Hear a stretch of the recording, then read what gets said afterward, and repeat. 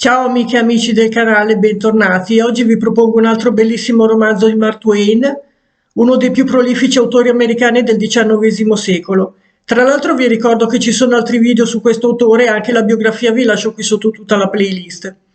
Tornando al libro, non è uno dei più famosi, ma comunque godibilissimo.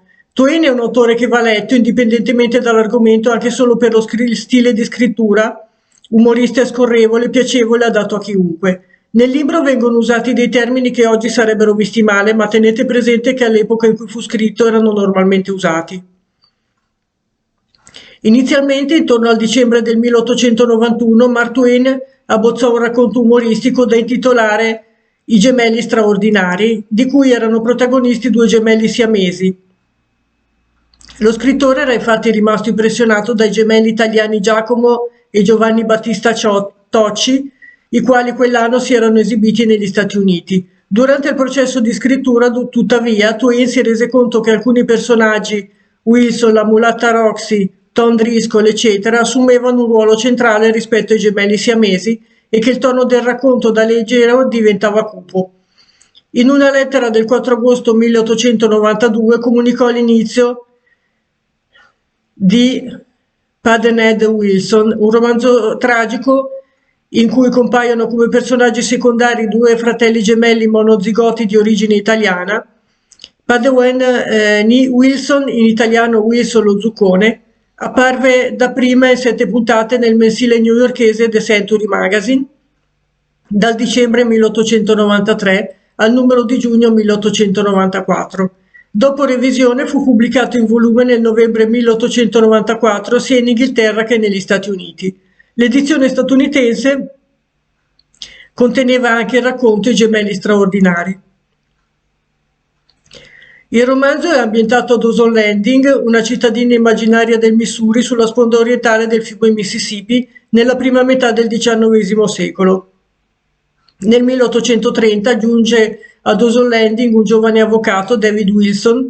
Una sua battuta di spirito viene fraintesa, per cui gli abitanti del luogo lo soprannominarono Pudd'nhead, in italiano lo zuccone.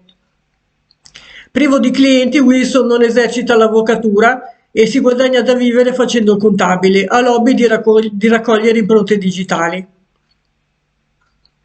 Roxy, una giovane ventenne nel 1830, nonostante la carnagione chiarissima, è nera solo per una sedicesima parte, è una schiava di proprietà del finanziere Percy Northumberland Driscoll.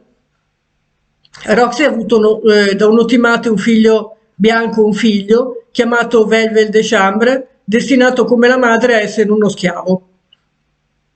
Angosciata per la sua condizione servile, Roxy scambia nella culla il proprio figlio naturale con Tom Driscoll, il figlio del padrone che Roxy tiene a balia dopo la morte della madre. I due ragazzi crescono pertanto ricoprendo ruoli invertiti. Il figlio biologico di Percy Driscoll diventerà Chambers e crescerà nel quartiere degli schiavi. Il figlio biologico della schiava Roxy sarà Tom, l'erede dei Driscoll. Morto Percy Driscoll, Tom viene allevato dallo zio, il giudice York Driscoll. Crescerà come un giovane viziato e vizioso, ma finse di avere un comportamento corretto per paura che lo zio lo diseredi. Nel 1845 Roxy viene affrancata e lavorerà come cameriera su un battello fluviale. Quindi 8 anni dopo lascia il lavoro e Roxy scopre che la banca in cui erano depositati i suoi risparmi è fallita. Torna ad Ozone Landing per chiedere aiuto a Tom. Costui però rifiuta con tale cattiveria e arroganza che Roxy gli racconta la verità sulla sua nascita. Però Tom, dedito al furto per appianare i debiti di gioco, ottiene la complicità della madre, ma poi non esita a venderla come schiava a Valle del Fiume, i luoghi cioè dove la condizione degli schiavi è peggiore. Nel frattempo giungono ad Ozone Landing Luigi e Angelo Capello, due nobili italiani gemelli monozigoti, che suscitano dapprima la curiosità della popolazione. In seguito tuttavia i due italiani sono sospettati dei furti compiuti in realtà da Tom per pagare i debiti di gioco e impedire che lo zio lo diseredi. Sorpreso dallo zio durante un furto, Tom lo uccide e fa ricadere la colpa su uno degli italiani, Luigi.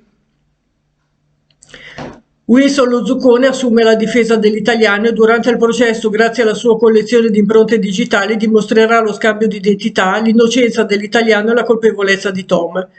Costui sarà venduto come schiavo a Valle del Fiume. Chambers sarà riconosciuto erede dei Driscoll, ma la sua esistenza non cambierà in meglio. Il vero erede si trovò improvvisamente ricco e libero, ma anche in una posizione estremamente imbarazzante. Non sapeva né leggere né scrivere e parlava solo il dialetto del quartiere negro. Il suo incedere, i gesti, il portamento, la risata erano volgari e rozzi, le sue maniere quelle di uno schiavo. Né il denaro né i begli abiti poterono ovviare a questi difetti né nasconderli, semmai li rendevano soltanto più appariscenti e patetici. Il povero diavolo non poteva affrontare il terrore che gli incutevano i salotti dei bianchi e si sentiva a suo agio in pace solo in cucina. Il banco di famiglia in chiesa era un tormento. Eppure ormai non poteva più rifugiarsi nella galleria dei negri, quella gli era preclusa per sempre. Come nei migliori film di Chaplin, i personaggi si muovono farsescamente verso un destino di tragica ironia, seguiti dall'occhio attento e divertito dell'autore che, commentando le varie vicende, non risparmia il suo umorismo pungente.